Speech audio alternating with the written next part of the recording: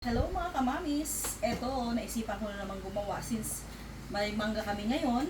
Kasi pag summer, lagi meron kaming manggang binibenta as well as kinakain din namin. So ngayon, gagawa na naman tayo ng fruit salad.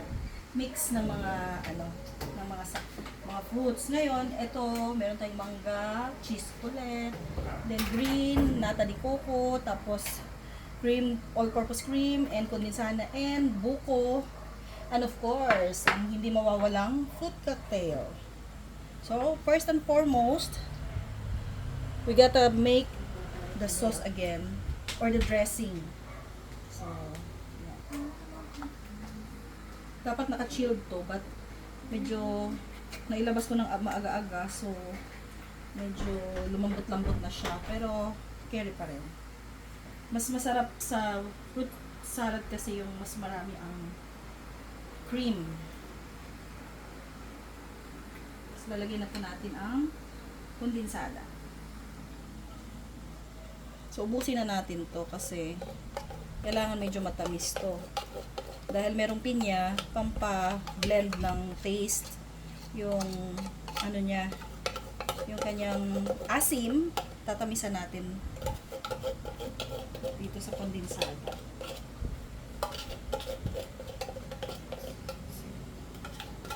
Mimix lang po natin gamit yung whisk natin.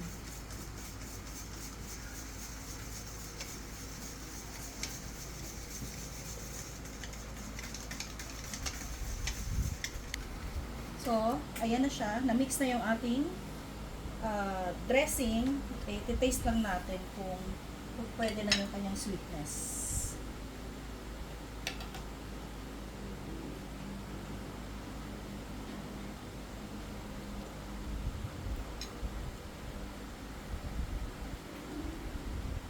Matamis na siya, so pwede na. So, isit aside lang natin siya. Gawa na tayo ng ano natin. So, yung pinaka-base natin is ito na. Yung fruit cocktail natin, unahin natin. Tapos, huwag nyo lang isagad, kailangan alisin nyo muna yung kanyang syrup kasi medyo may asim siya. So, ganyan nyo lang. Though, na-drain na to kanina, kaya lang tutubig pa rin siya.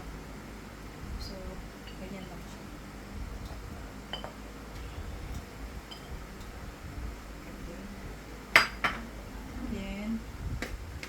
Sunod natin yung itong cheese para kumalat siya. Nalilitan lang. Litan nyo lang para medyo hindi nakakaumay pag sobrang daming cheese. And isunod natin yung magkatubig na natin nata kahit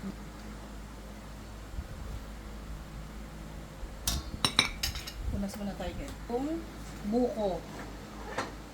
Fresh buko to na tinadtad-tad ko lang para medyo lumiit ng konti. Medyo umiksi pala kasi mahaba siya. So, yan. Mix lang natin. Yan. Tuwang-tuwa na naman yung aking baby dito. Kasi meron na naman siyang makakain at lalong-lalo na ang daddy. Dahil paborito nila ano masasabi fruit salad. Thank you kay Maminta. Gumawa po siya ng mga mga dessert. Ayan. So, naihalo na natin yung buko natin.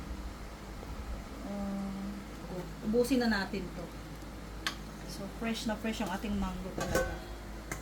At super tamis. Kaya medyo konting konting tamis lang sa ating dressing para hindi siya over sweet. Mango from Pangasinan with love. Yes.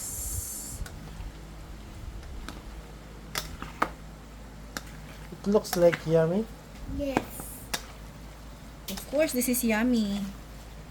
Ayan. So, once na nahalo na, ilalagay na natin yung dressing natin. So, ayan na siya. Uubusin lang natin siya para mas masarap. Yummy.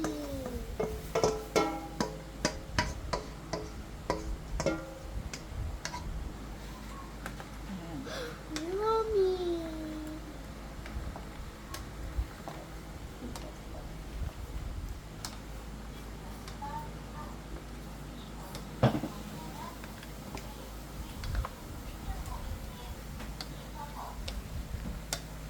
Yan. Cocktail.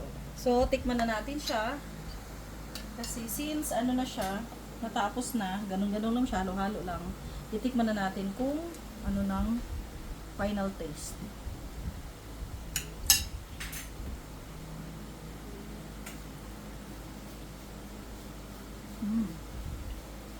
Masarap guys.